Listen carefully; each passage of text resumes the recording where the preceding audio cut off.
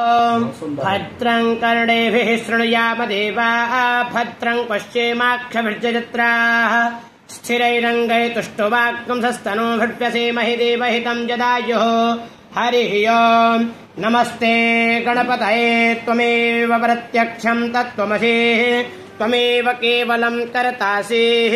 त्वमेव केवलं धर्तासि त्वमेव केवलं हर्तासि त्वमेव सर्वं खल्विदं ब्रह्मासि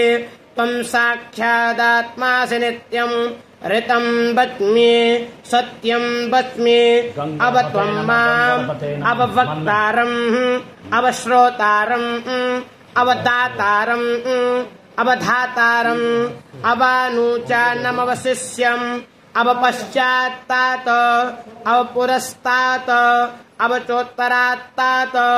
अवदक्षिणात्तात अवचोर्ध्वात्तात अवाधरात्तात सर्वतो मां पाहि पाहि समन्तात् त्वं वाङ्मयस्त्वं चिन्मयः त्वम् आनन्दमयस्त्वं ब्रह्ममयः त्वं सच्चिदानन्दाद्वितीयोऽसि त्वं प्रत्यक्षं ब्रह्मासि त्वं ज्ञानमयो विज्ञानमयोऽसि सर्वं जगदिदं त्वत्तो जायते सर्वं जगदिदं त्वत्तस्तिष्ठते सर्वं जगदिदं त्वयलयमेष्यते सर्वं जगदिदं त्वयि प्रत्येते त्वं भूमिरापो नलो निलो नभः त्वं चत्वारि वाक्पदानि त्वं गुणत्रयातीतः त्वं कालत्रयातीतः त्वं देहत्रयातीतः त्वं मूलाधारस्थितोऽसि नित्यं त्वं शक्तित्रयात्मिकः त्वां योगिनो ध्यायन्ति नित्यं त्वं ब्रह्म त्वं विष्णुस्त्वं रुद्रस्त्वमिन्द्रस्त्वमग्निस्त्वं वायुस्त्वं सूर्यस्त्वं चन्द्रमास्त्वं ब्रह्म भूर्भुवस्वः सर्वं गणादीन् पूर्वमुच्चार्य वर्णादींस्तदनन्तरम् अनुस्वारः परतरः अर्थेन्दुलसितम् तारेण रुद्धम् एतत्तमनुस्वरूपम् गकारः पूर्वरूपम् अकारो मध्यमरूपम्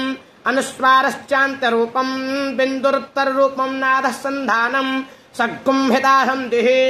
सैषा गणेश विद्या गणकऋषिः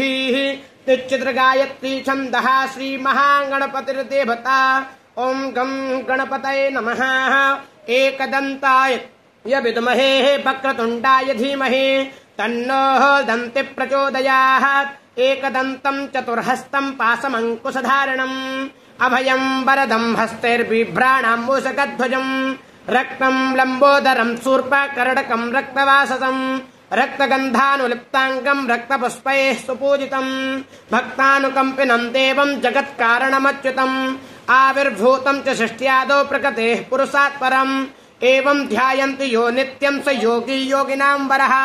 हरिः ओम् नमो प्रातपतये नमो गणपतये नमः प्रमदपतये नमस्ते स्थूलम्बोदराय एकदन्ताय विघ्नविनाशिने शिवसुताय श्रीवरदमूर्तये नमो नमः